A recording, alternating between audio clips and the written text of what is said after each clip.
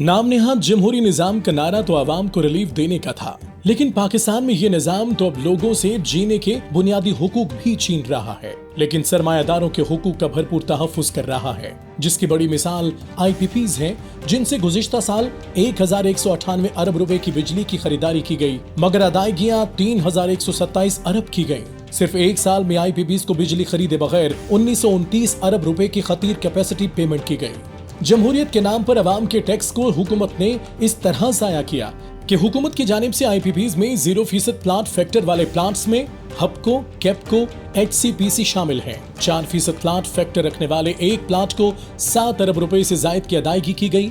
8% पैदावार वाले नंदीपुर प्लांट को 15 अरब रुपए की कैपेसिटी पेमेंट अदा की गई।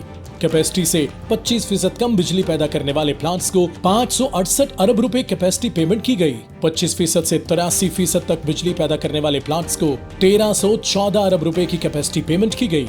गुज़िश्ता माली साल 106 IPPs को 1874 अरब रुपए की कैपेसिटी पेमेंट की गई।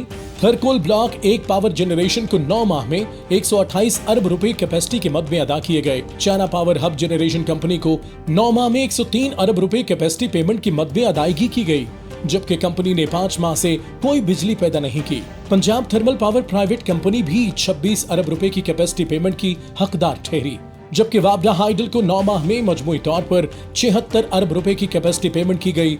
इसी तरह काफी अरसे से बंद नीलम जेलम हाइड्रो पावर प्रोजेक्ट को भी 10 अरब रुपए अदायगी की गई। यानी 85% IPPs की पैदावार 50% से भी कम थी, मगर अदायगियां 100% की गई। ये सारा जमहूरियत ही का तोहफा है कि जिसमें IPPs को बिजली ना पैदा करने के भी पैसे दिए जा रहे हैं। एक तरफ हुकूमत बिजली की कीमतों में दिन ब दिन इजाफा कर रही है और दूसरी तरफ टैक्स पेयर्स का 2000 अरब रुपया मुफ्त में दे दिया गया है।